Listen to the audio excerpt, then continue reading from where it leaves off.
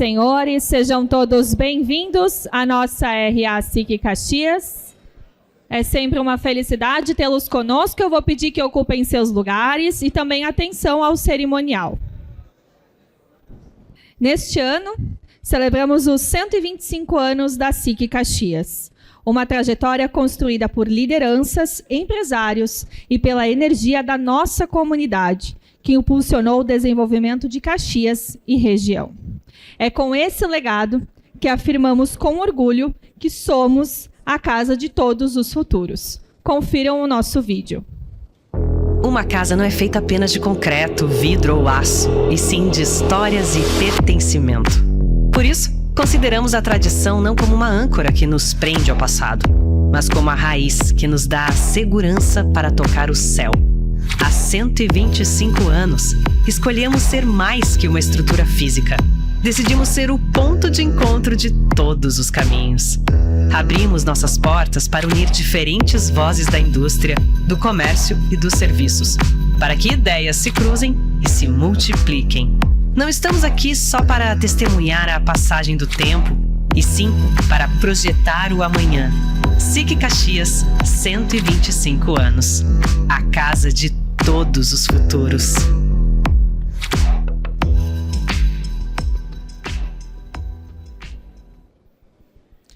Damos boas-vindas, senhoras e senhores. Damos boas-vindas ao nosso palestrante, o pré-candidato à presidência, Romeu Zema Neto, que abordará o tema Desafios e Realizações à frente do governo Minas. Agora, nos telões, as marcas patrocinadoras e apoiadoras da RA SIC Caxias.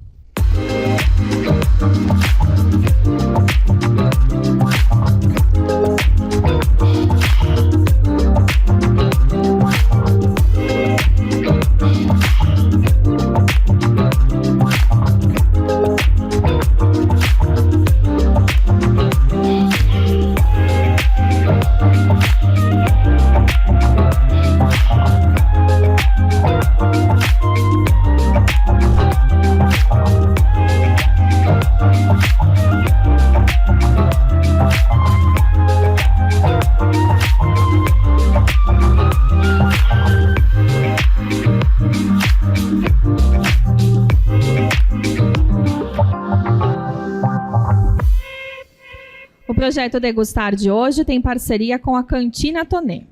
Com muito orgulho, apresentamos a Cantina Tonê. Senhoras e senhores, no final da RA nós vamos ter novamente um momento de networking.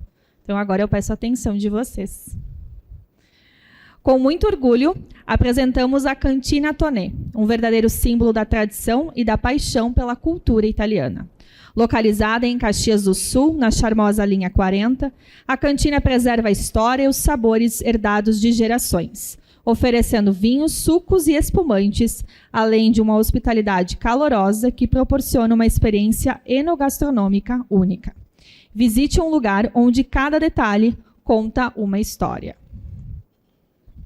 Agradecemos a presença das seguintes autoridades: prefeito de Caxias do Sul, Adilódio Domênico, do deputado federal Marcel Van Hatten, representando a Assembleia Legislativa, o deputado estadual Felipe Camozato, representando a Câmara de Vereadores de Caxias do Sul, Sandra Boneto, presidentes de sindicatos, de SICs, demais autoridades aqui presentes e imprensa.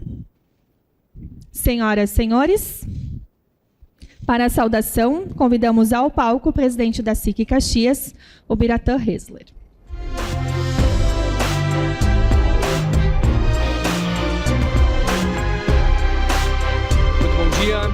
Bom dia, senhoras e senhores. Cumprimento aqui o nosso palestrante, ex-governador e pré-candidato Romeu Zema, que agradecemos a presença aqui na SIC Caxias, Zema. Um prazer te receber aqui nessa nossa entidade, na SIC Caxias, a casa de todos os futuros.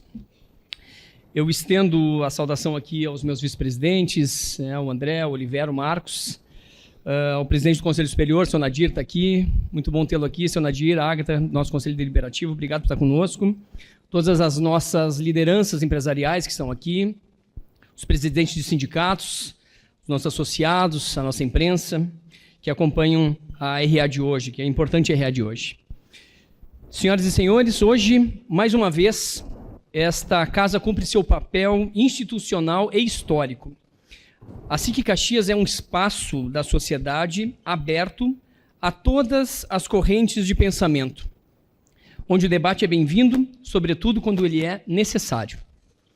Recebemos hoje o ex-governador de Minas Gerais e pré-candidato Romeu Zema, com o mesmo princípio que orienta essa entidade há mais de um século, que é ouvir, questionar e ponderar. Aqui, ninguém vem porque é de um partido A ou de um partido B. Vem porque esta entidade, ao ser procurada, abre as portas para o diálogo qualificado. E é diante de uma plateia como esta, basicamente formada por quem decide, por quem legisla, por quem influencia os rumos do país, que precisamos tratar com franqueza de um tema que ganhou uma atração no nosso Congresso Nacional, que tanto nos traz aqui de vários momentos o tema sobre as nossas mesas, sobre as nossas rodas de conversa, que é a proposta de redução da jornada de trabalho e o fim da escala 6x1. Vejam que o problema não está no debate, o problema ele está na forma. O que nos preocupa é a condução assodada, acelerada, a toque de caixa de uma mudança estrutural, sem os fundamentos da economia que sustentem essa decisão. Ontem mesmo, na divulgação dos dados da economia de Caxias do Sul, que eu agradeço aqui ao nosso vice-presidente Marcos, que muito bem conduziu, junto com o nosso coordenador da nossa diretoria de economia, o Tarciano, o diagnóstico ele foi claro. A indústria local ela está andando de lado. Ela cresceu em relação ao mês passado, mas perdeu fôlego em comparação com 2025. Nos últimos 12 meses, há um grande sinal de desaceleração. E a sustentabilidade da atividade industrial exige cautela. No cenário nacional, a inflação segue elevada, restringindo o consumo e a circulação de recursos. O crédito continua muito caro. E nesse contexto, a discussão sobre o fim da escala 6x1 adiciona um fato relevante de incerteza. Esse movimento ainda não está devidamente precificado por quem o defende. E se avançar da forma como está sendo proposto, pode impactar diretamente nos custos, pressionar preços, dificultar a redução da taxa Selic, prolongando um ambiente de crédito restrito, sem falar que, ao contrário do que se propaga, não refletirá em qualidade de vida para o trabalhador, que terá que buscar formas informais de recompor a sua renda. Não estamos sozinhos nessa análise. Em audiência pública recente na Comissão de Constituição e Justiça da Câmara dos Deputados, as confederações empresariais foram unânimes ao alertar para o risco de uma mudança constitucional dessa natureza. Os estudos indicam que a redução da jornada sem ganho de produtividade pode elevar os preços ao consumidor, reduzir o PIB e eliminar empregos formais. No comércio, por exemplo, fala-se em impacto de até 357 bilhões ao ano e risco de centenas de milhares de postos de trabalho. No transporte e no agronegócio, a preocupação é semelhante. O aumento dos custos que não encontram espaços para a absorção. E aqui está um ponto central, que é a produtividade.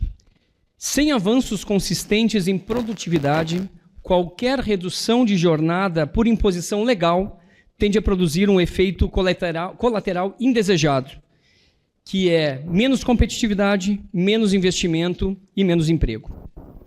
A própria experiência internacional mostra outro caminho, a de que a redução da jornada ocorre como consequência de ganho de eficiência, ganho de tecnologia e de inovação, e não por decreto. Aliás, é uma fala recorrente do próprio presidente da República, a de que os avanços tecnológicos permitem trabalhar menos.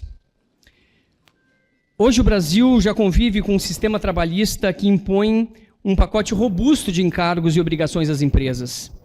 Benefícios e responsabilidades que muitas vezes substituem o papel do Estado e recaem diretamente sobre quem produz. O resultado é contratação cara, informalidade elevada e baixa competitividade. E há um ponto que não pode ser ignorado e que está claramente exposto no debate técnico mais recente, que é a própria negociação coletiva. O Brasil já dispõe de instrumentos que permitem ajustar jornadas, ajustar salários, condições de trabalho, de acordo com a realidade de cada setor. Esse é, historicamente, o caminho adotado pelas economias mais maduras. E ao levar esse tema para um nível constitucional, em um ano eleitoral, com uma regra uniforme para todos os setores, corre-se o grande risco de ignorar as diferenças regionais, produtivas e operacionais do país e enfraquecer um mecanismo que funciona. Não se trata de ser simplesmente contra mudanças, mas somos uma entidade que preza, sobretudo, pela responsabilidade. O que defendemos é uma sequência lógica. Primeiro, produtividade, para depois ter a redistribuição de tempo. Primeiro, crescimento sustentável, para depois ter divisão de ganhos. O Brasil ele precisa decidir se quer enfrentar as suas causas estruturais ou seguir debatendo os sintomas. Ignorar isso é apostar em soluções rápidas. Ignorar isto e apostar em soluções rápidas pode render manchetes, que é o que nós vemos aqui, mas dificilmente produzirá resultados duradouros. Se quisermos mais empregos, precisamos de mais eficiência. Se quisermos mais renda, precisamos de mais crescimento. E se quisermos um Brasil melhor, precisamos de decisões melhores. E isso vale para todos aqueles que almejam os cargos eletivos na nossa próxima eleição. Muito obrigado a todos e um excelente almoço.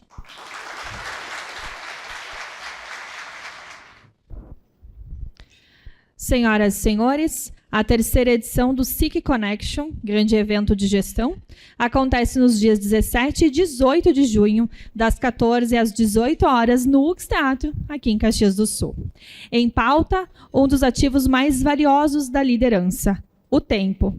Como priorizar, gerar valor e tomar decisões em meio a múltiplas demandas? O convite é claro, olhar para o tempo não como um cronômetro, mas como um ativo que define trajetórias e resultados.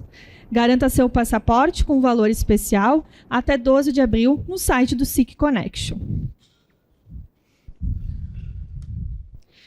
Aproveitamos o momento para convidar para que participem do nosso Café com Informação, que acontece aqui no restaurante Sica, dia 23 de abril, às 7h45. Também convidamos para que participem da próxima RA SIC Caxias, que acontece na próxima terça-feira, dia 14 de abril. O tema da palestra será Associativismo Empreendedor. O presidente da Federação será o nosso palestrante, Rodrigo Souza Costa. As inscrições também já estão abertas em nosso site. Senhoras e senhores, antes de iniciarmos a palestra, reforçamos o pedido para que permaneçam em silêncio, atentos ao conteúdo que será apresentado. Ao final, teremos novamente um momento dedicado ao networking. E para aprofundar a temática sobre desafios e realizações à frente do Governo Minas, convidamos ao palco da RA SIC Caxias o pré-candidato à presidência Romeu Zema Neto. Seja bem-vindo.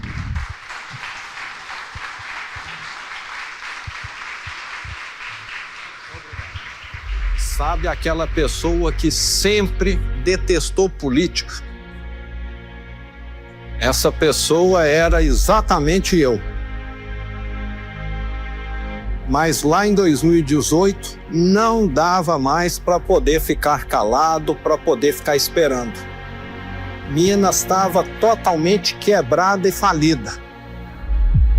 O PT tinha destruído o Estado. O governo de Minas Gerais decretou calamidade financeira. Fernando Pimentel, do PT, pelos crimes de tráfico de influência e lavagem de dinheiro. E a política também estava destruindo o Brasil. Foi lá a época da Lava Jato, do impeachment. Cometeu os crimes de corrupção passiva. E aí, eu resolvi entrar na disputa. Ninguém acreditava, ninguém apostava. E, contrariando tudo e todos, eu venci. O primeiro governador a ser eleito em Minas Quando cheguei ao governo, encontrei o quê? Luxo, privilégio e esquemas. Mas comigo isso acabou. Também acabou a idolatria política. Era para mim ter passado meus 7 anos e 3 meses de governador aqui, nesse palácio, mas eu optei por morar numa casa comum, porque a minha visão é que governador não deve ser tratado como um imperador. Voto de político em repartição pública. O que depender de mim, nunca mais. Político não é dono do poder. Político é, sim, empregado do povo. Eu enfrentei o sistema, eu cortei privilégios, eu botei ordem na casa. E fizemos o governo trabalhar para aquele que paga a conta, os mineiros. Minas saiu do chão, Minas voltou a crescer. O mineiro voltou a ter orgulho do seu estado. Ainda muito que ter E o feito. povo deu a resposta. E em 2022, eu fui reeleito no primeiro turno. E isso, para mim, é a prova que dá para vencer os intocáveis, dá para derrotar o sistema, dá para fazer o governo servir os brasileiros de bem. Porque país nenhum tem futuro quando quem governa é rico e o povo é pobre e é miserável, como ocorre aqui no Brasil. Nós provamos que dá para mudar em Minas. Agora é a vez de mudar o Brasil.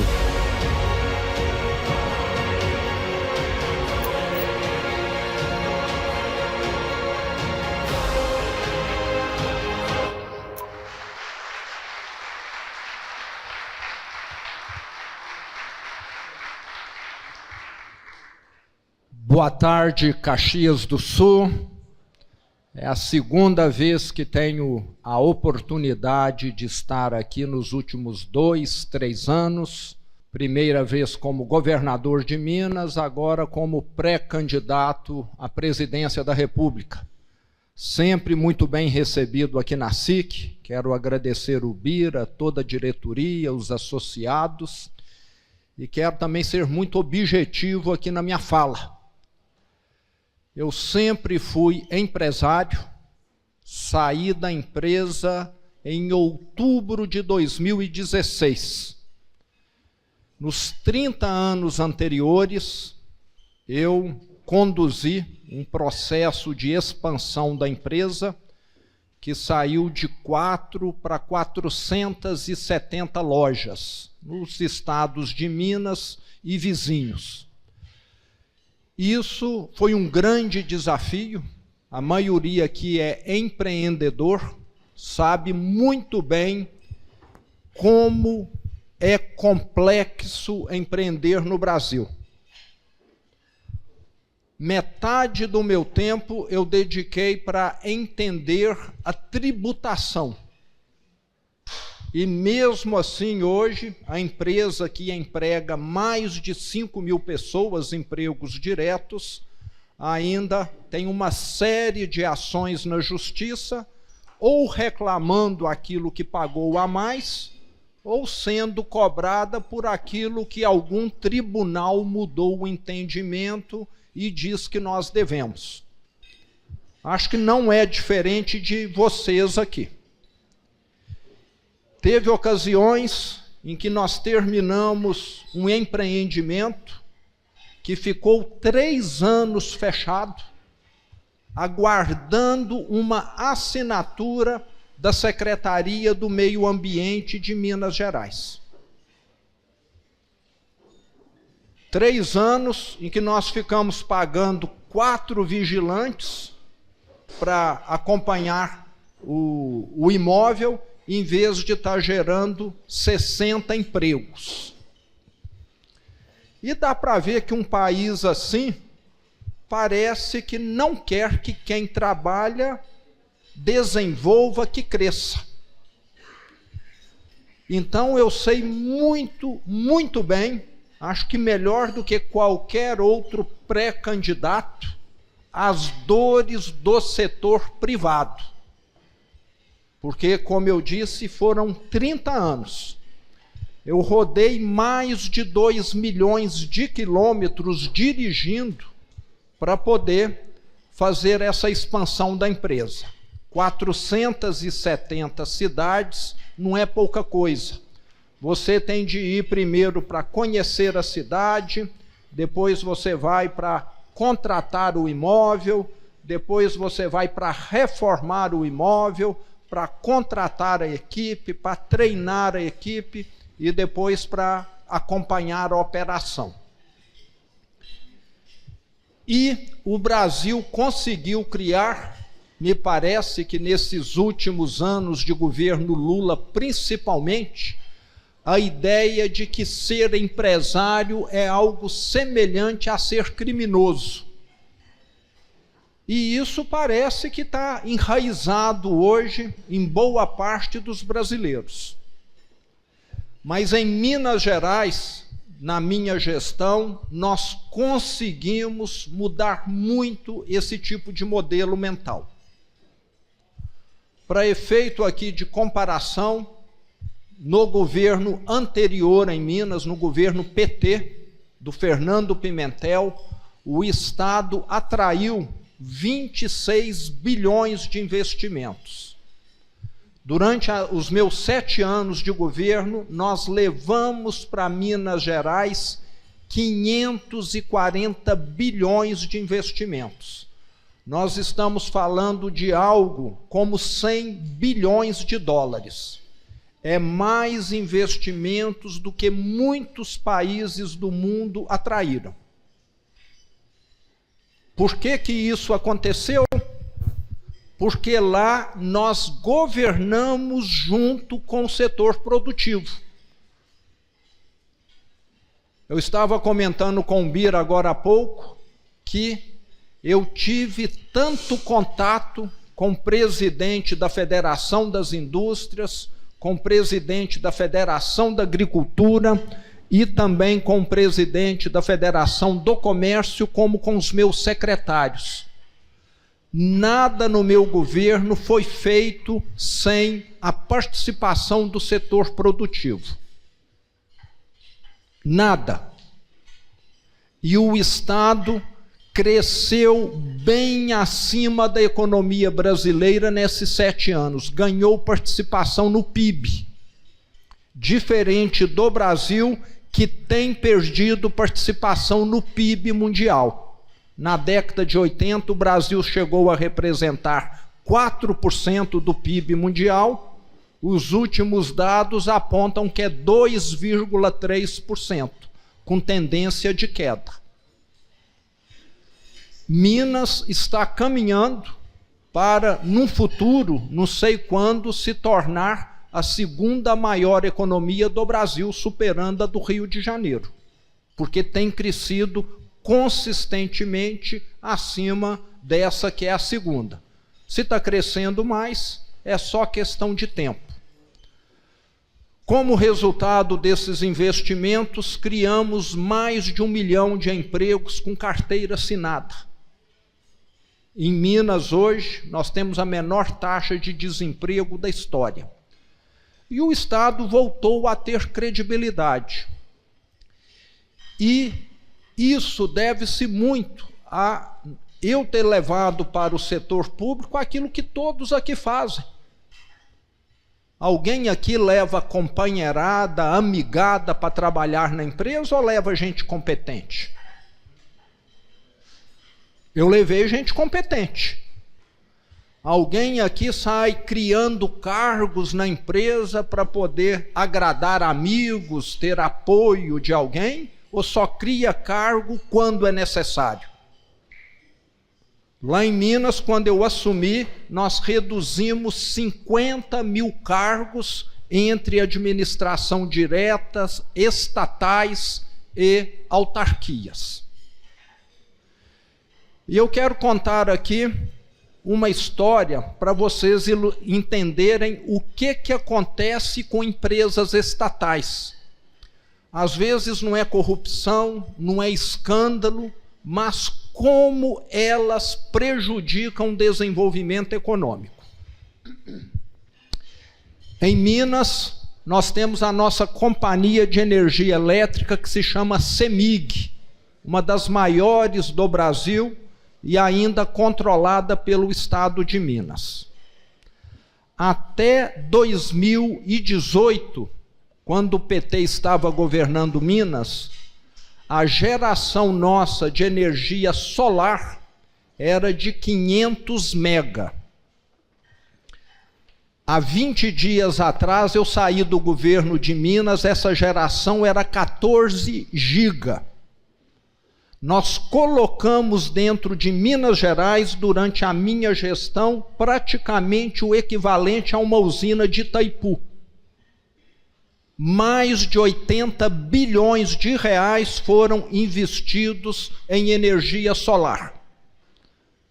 Sabe qual foi o que nós fizemos para ter esse avanço extraordinário?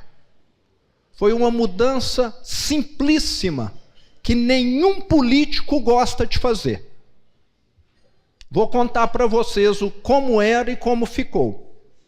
Antes de eu assumir, só conseguia autorização para construir uma usina solar quem era amigo do rei. E era muito mais um negócio rentável.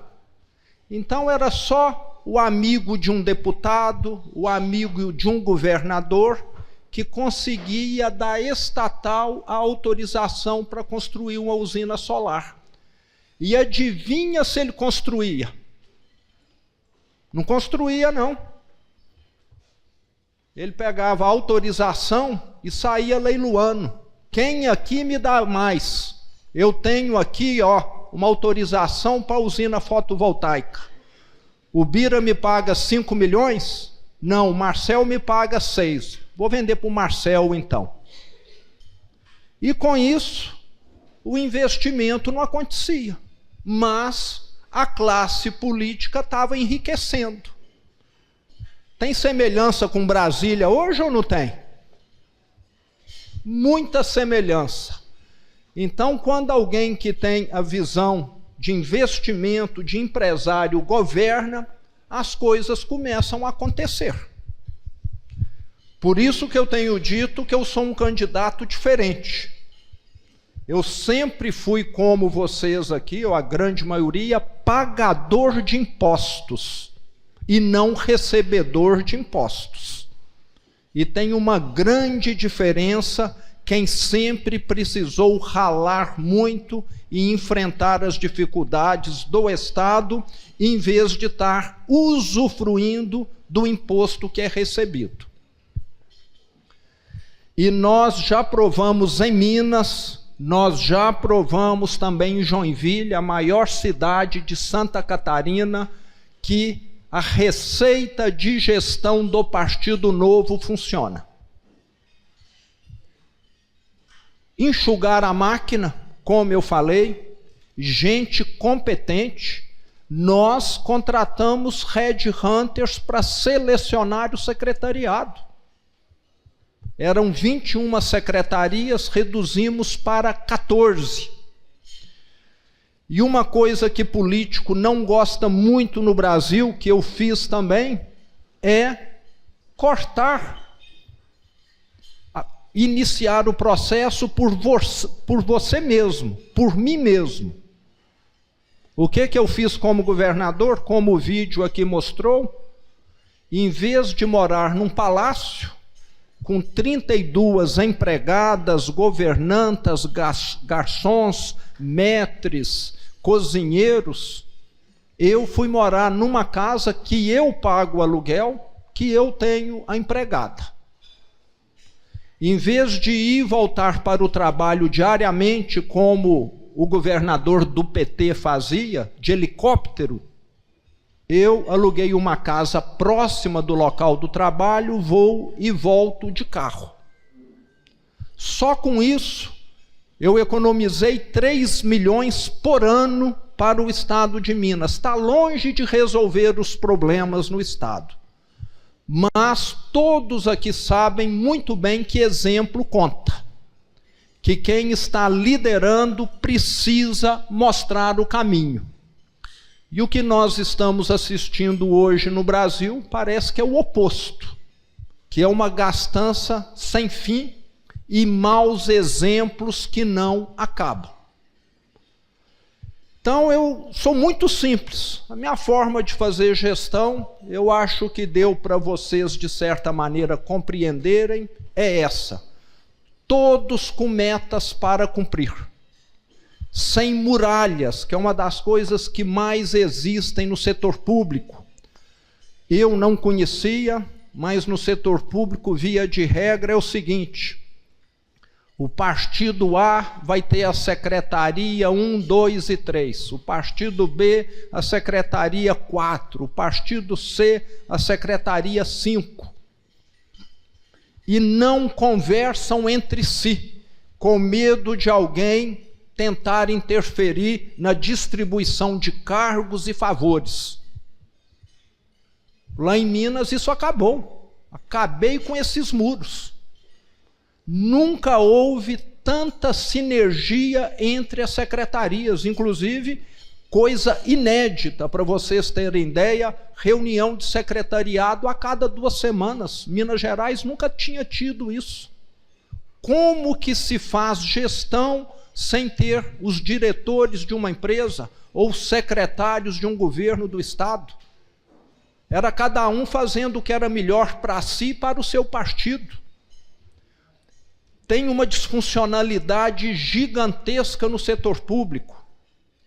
O mato lá é tão alto que qualquer foice cega faz um belíssimo trabalho. Não precisa ser gênio, não. E eu falo que quando se alia isso com a questão de não deixar a raposa entrar no galinheiro, aí é que vira uma maravilha. 7 anos sem corrupção, sem escândalo. Eu falo que o meu governo foi muito ruim para os meios de comunicação. Não tiveram que ficar denunciando, relatando, porque levei gente, além de competente, gente ética. E na minha primeira reunião de secretariado, sabe qual foi o recado que eu dei? Falei para os meus secretários e para todas as equipes deles. Falei: eu estou aqui como servidor público de Minas. Estou abrindo mão de salário, de tudo, estou aqui para fazer mudança. Vocês terão total apoio meu enquanto estiverem seguindo a lei. No dia que alguém deixar de seguir a lei, eu vou ajudar na investigação e não a proteger ladrão. Então, acho que isso é o que nós estamos precisando também no setor público. Nós estamos vivendo hoje uma promiscuidade em Brasília. Uma farra daqueles que se consideram intocáveis. Mas, na minha opinião, a temperatura e pressão já subiu tanto que é irreversível que nós venhamos a ter não só processo de impeachment, que é necessário, como também prisão desses criminosos como Alexandre Moraes e Dias Toffoli.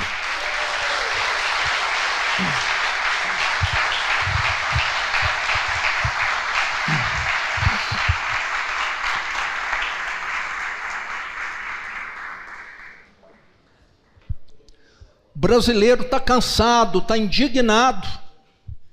Isso que nós estamos vendo nos noticiários é um tapa na nossa cara todos os dias de quem trabalha.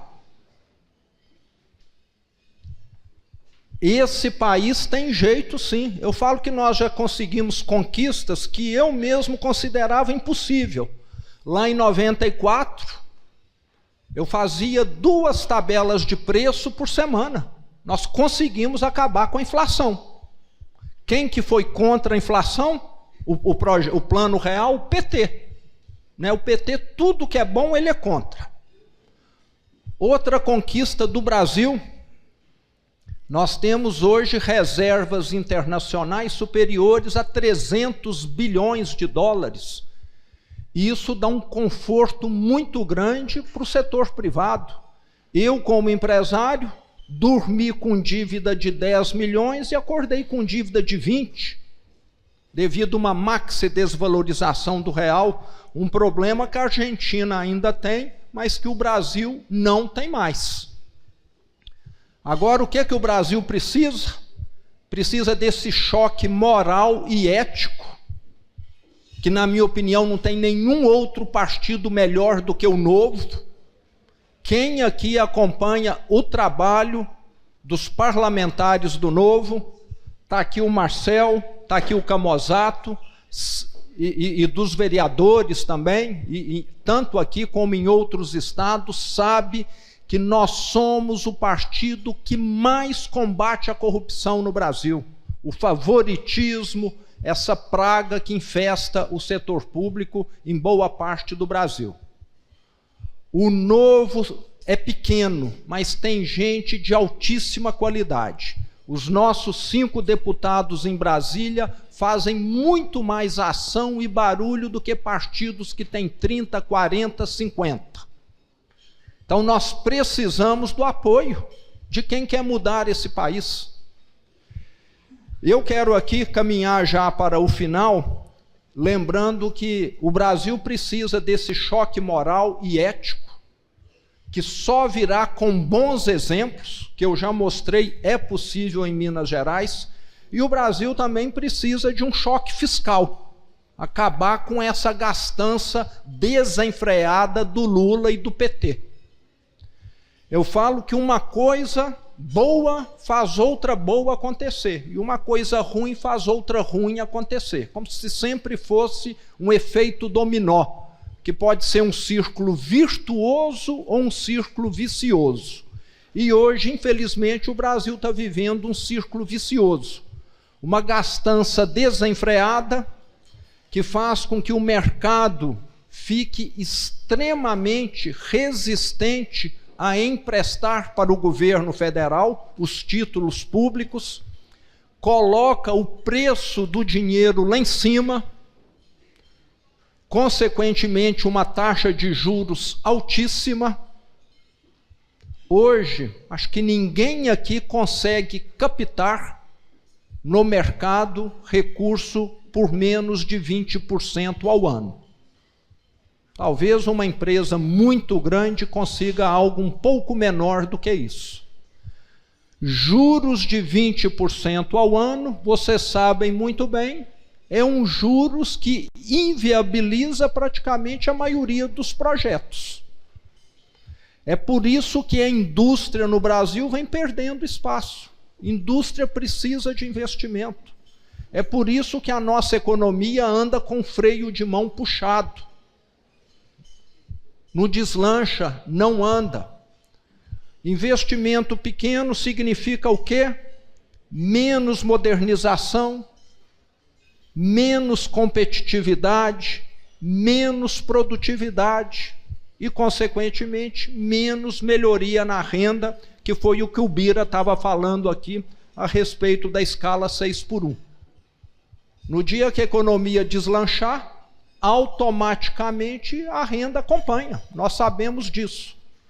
Então eu falo que no dia que nós tivermos um governo que faça algo semelhante ao teto de gastos, que se mostrou extremamente eficiente em reverter uns juros elevados, chegou a cair para 2%, nós vamos ter condição de voltarmos a investir e a melhorar a renda do brasileiro. Pouca gente pensa, mas 70%, 80% dos brasileiros, na hora de comprar um celular, comprar uma moto, comprar um carro, comprar uma casa, usam de financiamento. O que os juros elevados faz? Faz com que a prestação aumente e, consequentemente, a renda fica comprometida. O endividamento aumenta, é o que nós estamos assistindo. Recorde de endividamento. Então, um governo responsável na gastança, por tabela, ele corrige uma série de problemas. É economia. Tem gente aí que é economista, eu sou administrador de empresas, sabe muito bem como funciona. E por último, para encerrar aqui, eu quero também citar outro problema seríssimo do Brasil que tem solução. O ano passado, eu fui conhecer a experiência mundial mais bem-sucedida em redução de homicídios. Alguém aqui já ouviu falar de queda de homicídios de 99% em 4 anos? Teve um país que conseguiu isso, e eu fui lá ver. Fazer benchmarking, foi o que eu fiz na minha vida privada. Lá nos anos 90 eu vim aqui conhecer a Colombo, a Quero Quero e outras redes varejistas, foi o que eu fiz mais na minha vida. E como governador fiz também. Fui lá em El Salvador, com o meu secretário de Segurança Pública, conhecer a experiência do que foi feito lá nessa área, que o Brasil está cada vez pior. Imaginem aqui 40 mil homicídios por ano. O que isso significa? 40 mil famílias traumatizadas, destroçadas. Perderam o filho, perderam o pai, perderam o irmão, perderam alguém. Um custo psicológico, social gigantesco, sem considerar o custo econômico. Se o Brasil não tivesse essa taxa de homicídios, que é a mais alta do mundo, é o recordista mundial em homicídios, nós teríamos hoje uma força de trabalho, no mínimo, de 1 milhão de pessoas a mais, já que a grande parte desse pessoal é homem de 15 a 30 anos de idade, que perderam a vida. Um custo gigantesco para o sistema de saúde. Além desses que foram atendidos e não sobreviveram, tivemos muitos outros que foram atendidos e estão aí com tratamento de saúde pelo resto da vida, que às vezes ficaram incapacitados, onerando também o sistema de previdência e de aposentadoria, já que muitas vezes ficam sem condições. Então essa violência tem um custo gigantesco para a nossa sociedade em todos os aspectos. E qual que foi a receita de El Salvador? A receita de El Salvador foi mais ou menos a seguinte: em vez de escutar sociólogos, em vez de escutar antropólogos, assistentes sociais, nós vamos escutar quem combate o crime, o delegado de polícia, o policial, aquele que está diretamente envolvido com o crime. E quem está envolvido com a criminalidade sabe que a receita é aquilo que El Salvador fez: colocar bandido atrás das grades, que é o que o Brasil não faz. Eu tive o conhecimento, um prontuário da nossa polícia militar, lá em Minas, um jovem que já tem 88 ocorrências de roubo de celular. 88. Provavelmente hoje ele deve estar roubando 89, vai ficar detido um dia e amanhã, na audiência de custódia, vai ser liberado. Não vai ficar detido.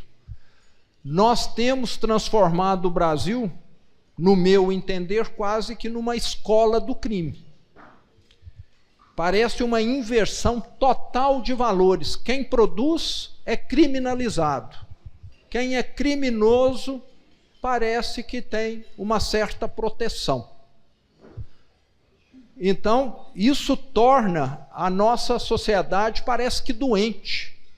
Parece que não compensa ser honesto, não compensa seguir a lei, não compensa seguir aquilo que os valores humanos, a civilização ensinou para nós aí durante a história. Parece que nós estamos tendo um retrocesso. E está claríssimo que estamos tendo. Foi dito aqui pelo Bira também, a reforma trabalhista foi toda deturpada já. Praticamente não existe mais aquela reforma trabalhista que nós assistimos lá em 2017, 2018, foi toda aleijada. Os tribunais já derrubaram muito dos avanços. O Lula quer um banco central que fique submisso à presidência e não um banco central independente que zele pelo valor da nossa moeda. Então é muito claro que nós estamos com um governo, com um presidente, com um partido que não pensa no futuro, pensa em populismo, em ganhar eleições, em se manter no poder. Mas estou muito confiante, outubro de 2026 está aí, teremos uma eleição diferente, que do meu ponto de vista se assemelha muito com aquela de 2018, que foi a eleição da indignação, lembrando aqui que era uma eleição pós-Lava Jato, e acho que tão grave quanto a Lava Jato é toda essa corrupção que nós estamos assistindo agora. Um pouco diferente, mas que tem muito a ver com o que a Lava Jato causou lá atrás. E quando as pessoas de bem estão indignadas, vêm mudanças. Em 2018, nós elegemos muitas figuras diferentes e tenho certeza que esse ano não será muito distinto daquilo que aconteceu. O setor privado no Brasil merece ser escutado, considerado, valorizado. Todo desenvolvimento que ocorre é pelo setor privado. O setor público não colocando obstáculos para quem trabalha, quem investe, quem gera emprego, já faz muito. E o que nós temos assistido no Brasil, infelizmente, é o contrário. É um setor público cada vez mais inchado e cometendo todos esses absurdos. Um país que tem um governo rico e povo pobre está condenado a dar errado. Precisamos ter uma classe política que faça jus ao nome de servidor público e não estar lá fazendo negócios pessoais para enriquecimento. Para mim, eu tenho certeza, eu vou contribuir muito nesse debate da campanha presidencial, até porque, como eu mostrei aqui, de todos os pré-candidatos até o momento, sou, com toda certeza, aquele que mais tem criticado esses absurdos. Talvez seja porque não tenho nenhum rabo preso. Não sei até que ponto algum outro pré-candidato esteja omisso, esteja calado com relação a esses absurdos, porque pode ter algum problema. Então nós precisamos também de políticos que tenham essa liberdade para atuar, e não de quem fique ali conivente com esse sistema que nós sabemos não funciona. Muito obrigado, bom apetite.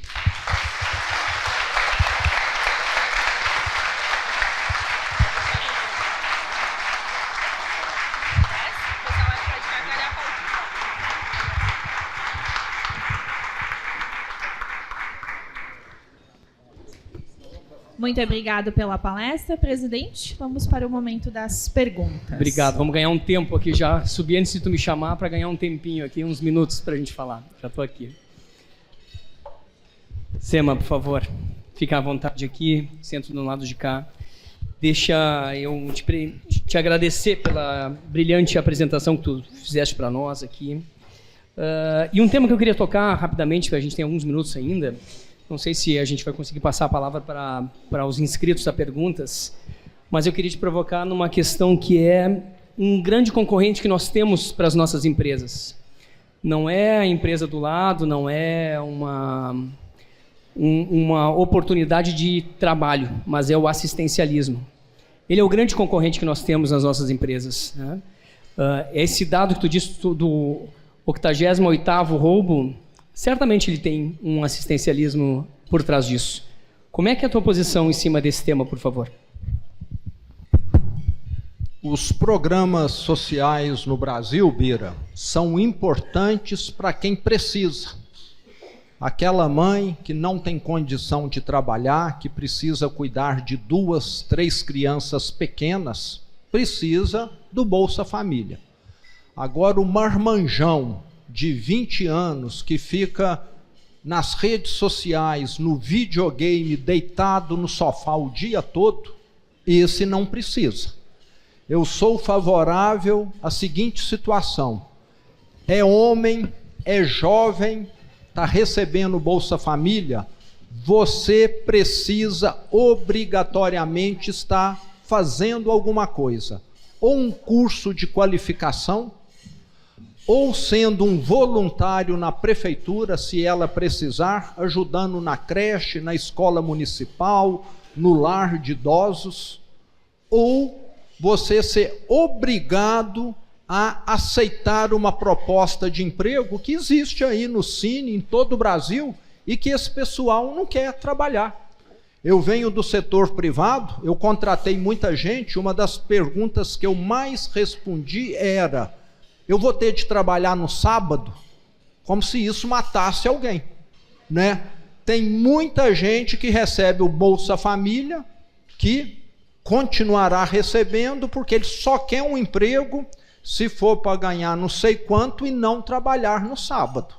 E nós estamos formando uma geração de incapacitados, porque muitos desses não estão se qualificando, ou muitos só aceitam um bico, um emprego precário, aonde ele não aprende, aonde ele não desenvolve. Nós sabemos que os bons empregos estão no setor formal da economia. Então, o círculo vicioso que esse programa cria é muito maior do que o que nós imaginamos hoje. Estamos na contramão da história. Enquanto os asiáticos lá têm um povo cada vez mais qualificado, aqui nós estamos rumando para uma dependência eterna do Estado. Obrigado, senhor. Oliver, nosso vice-presidente de indústria, pergunta para ti aqui. Boa tarde, governador. Obrigado pela presença aqui em Caxias do Sul, muito bom te ouvir. Parabéns pela coragem. Então, eu gostaria de saber, governador, que lições o senhor tirou em negociar com a Assembleia Legislativa de Minas para aprovar os projetos prioritários e que transformaram a realidade de Minas? E como pretende aplicar essa experiência de articulação com o Congresso Nacional? Essa é uma das perguntas que mais são feitas pelo seguinte: todo mundo pensa, a intenção, a ideia é boa, agora na hora que chegar lá, como que vai fazer? E aí eu quero lembrar, muito boa a pergunta, que nós fizemos isso em Minas Gerais. Eu assumi o Estado em janeiro de 19, toda a classe política de Minas apostava que em breve eu sofreria um processo de impeachment. Eu nunca tinha sido vereador, prefeito, deputado. Na minha primeira incursada no setor público, fui eleito governador de Minas. E eles pensaram, esse sujeito aí não vai dar em nada. Criaram todo tipo de obstáculo. A Assembleia Legislativa de Minas criou um programa lá que chama Assembleia Fiscaliza, logo no meu primeiro ano de gestão, para convocar todos os meus secretários para ir lá explicar detalhes, minúcias que nunca no passado foram pedidos.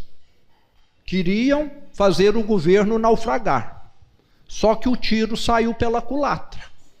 Como eu contratei gente competente, eles é que foram lá ensinar a maioria dos deputados que pouco sabiam sobre os temas. E viram que o governo, à medida que o tempo avançou, só foi entregando, só foi tendo bons resultados. E sem corrupção, sem escândalo, eles tentando procurar cabelo em casca de ovo, não encontraram, aí acontece um processo interessante.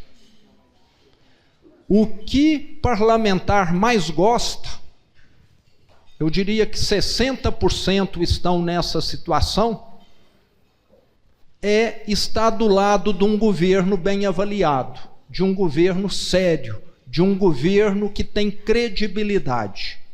E é o que falta lá em Brasília também.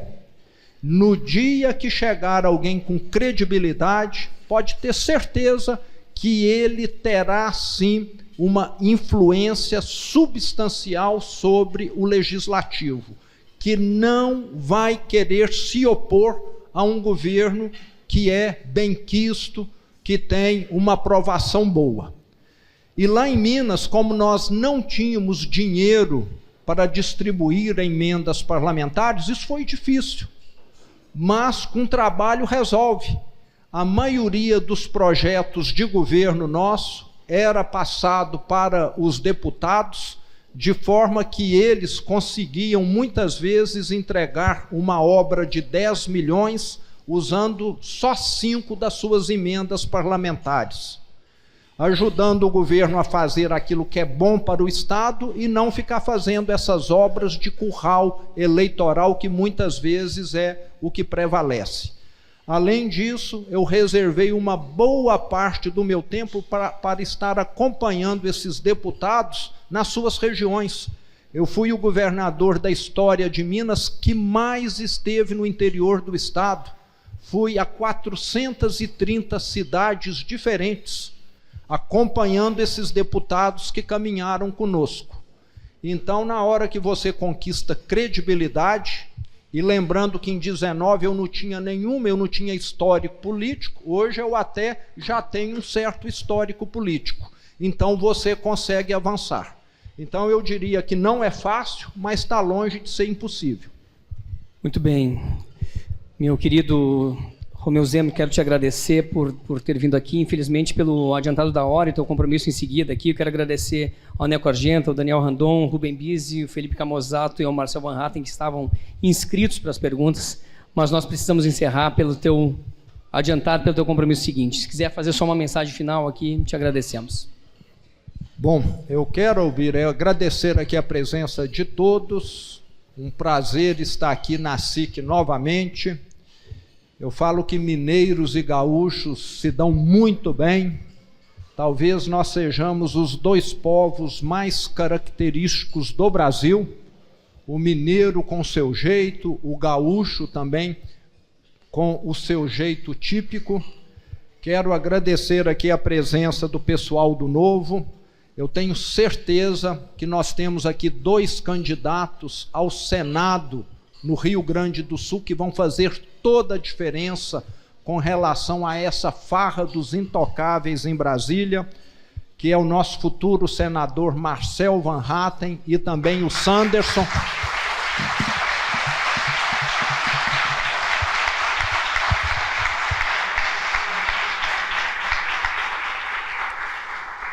O Partido Novo, juntamente aqui com o nosso deputado estadual, que vem agora a federal, Camozato, estará apoiando o Zuco.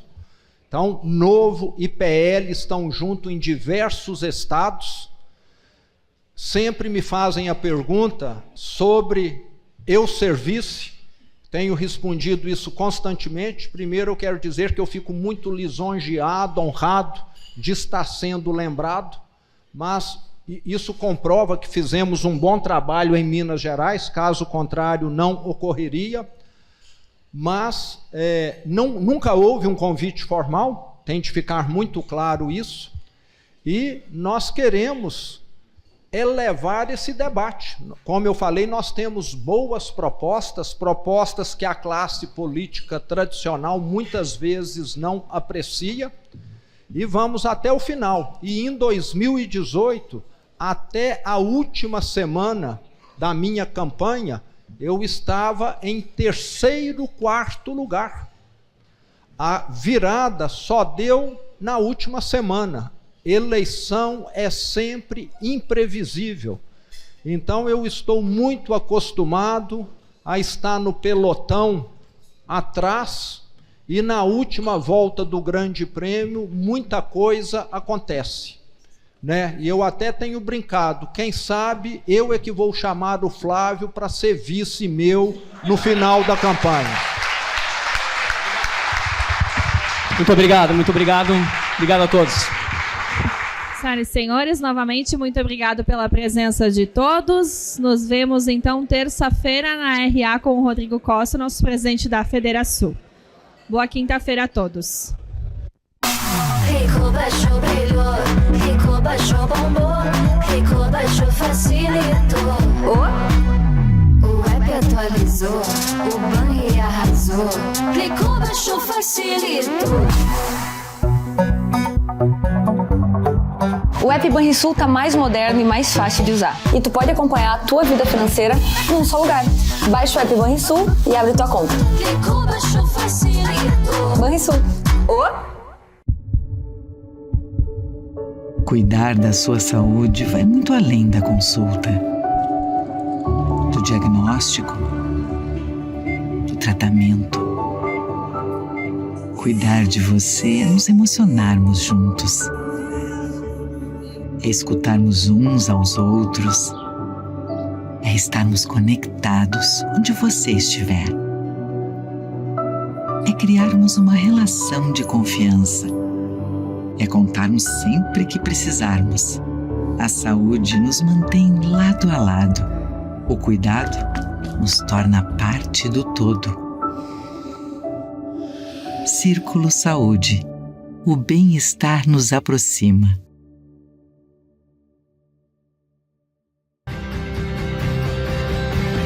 Fazer jornalismo e entretenimento que conectam os gaúchos e contribuem para uma vida melhor. Nenhuma outra empresa dá tanta atenção às coisas da nossa terra e ao dia a dia do nosso povo. Todos os dias informamos, debatemos e repercutimos episódios e fatos importantes do Estado. A RBS quer ser uma arena, dar voz, ser o grande talk tank de temas importantes para o nosso Estado. Queremos trazer assuntos relevantes para as nossas comunidades. Trabalho, educação, inovação e empreendedorismo.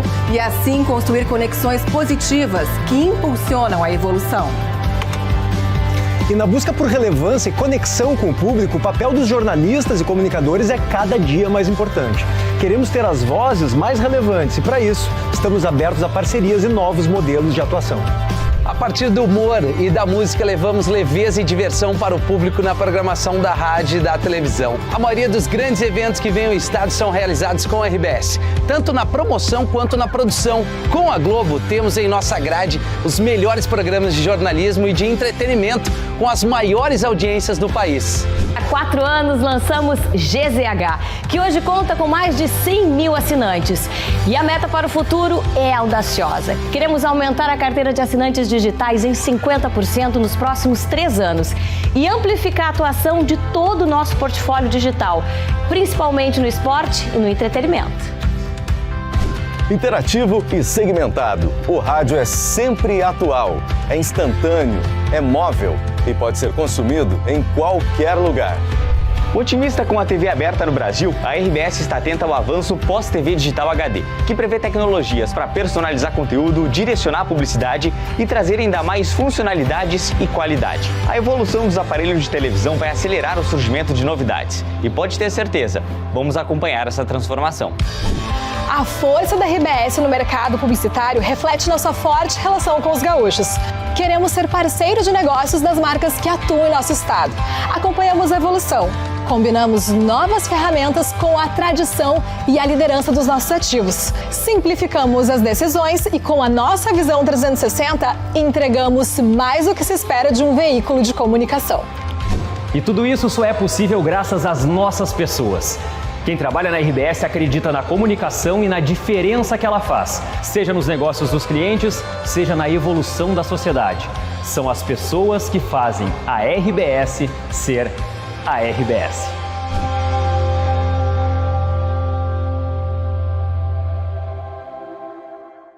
Para a praia, casa ou campo, com Marcopolo já sou pronto. É acessível, eu te garanto. Chega junto, é o nosso encontro. Próxima exposição, quem sabe aqui jogão. Com Marcopolo, meu irmão conectado, eu não fico na mão. Estudar pro ar, a Marco Polo estará lá, com segurança vou chegar. Brasil e mundo afora, confiando a toda hora, minha passagem vou pegando, de Marco Polo já tô chegando. Embarque com a Marco Polo. Somos muitos e múltiplos, em vários cantos do Brasil e do mundo. Com paixão por trilhar novos caminhos, inspiramos e mobilizamos sonhos e pessoas, inovando e criando soluções para os desafios todos os dias.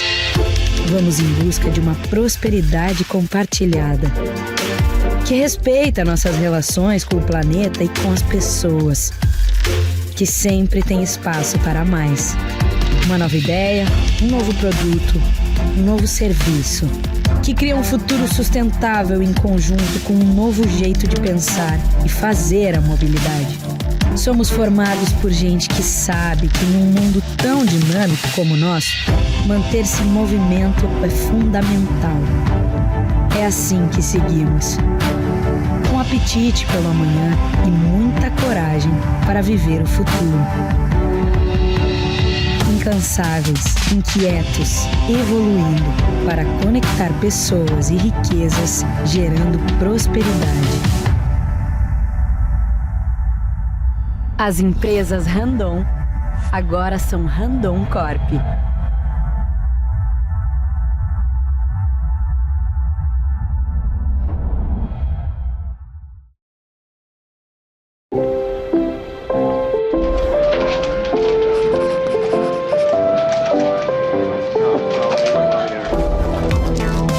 O dinheiro muda o tempo todo, mas tem uma coisa que não muda nunca.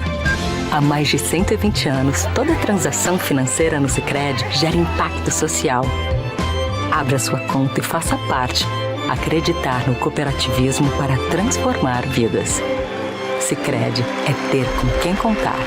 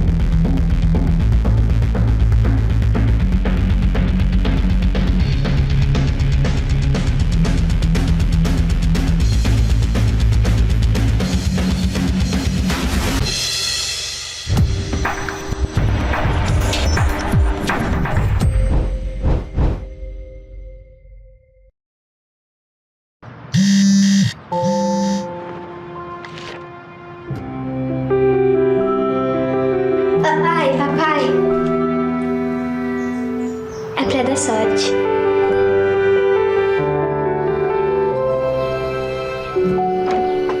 Deu certo, papai? Deu certo, filha. O crédito que gera o desenvolvimento transforma a vida de milhares de famílias. BRDE. É muito bom poder olhar para trás e ver de onde veio o meu resultado. A certeza de eu ter sido preparada para estar onde estou reforça que fiz a escolha certa. O dia em que descobri que poderia aprender tantas coisas novas. A satisfação de vivenciar projetos únicos que marcaram para sempre meu caminho. Quando me foi apresentado o futuro. Saber que meu aprendizado me ajudou a me tornar uma cidadã responsável com a sociedade, indo além dos livros didáticos.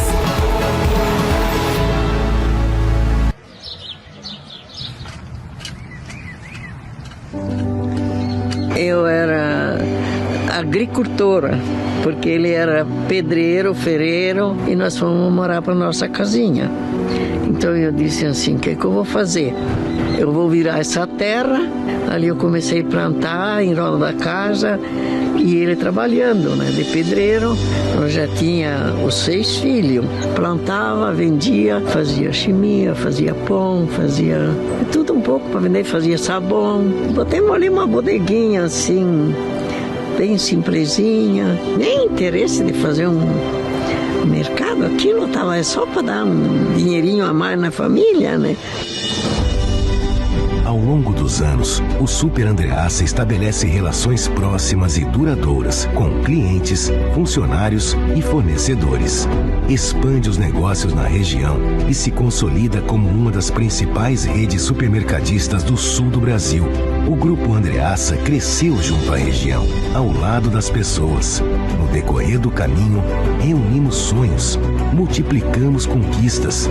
Somos hoje mais de 40 lojas e 4.000 funcionários, que atendem em média 50.000 clientes por dia, consolidados em 3 marcas: Supermercados Andreassa, Super Vantajão e Vantajão Atacado.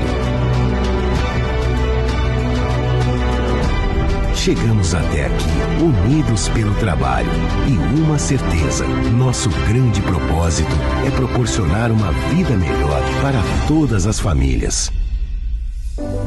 Jamais eu plantei aquelas pequenas plantas que deu produto pensando numa coisa tão bonita que é hoje.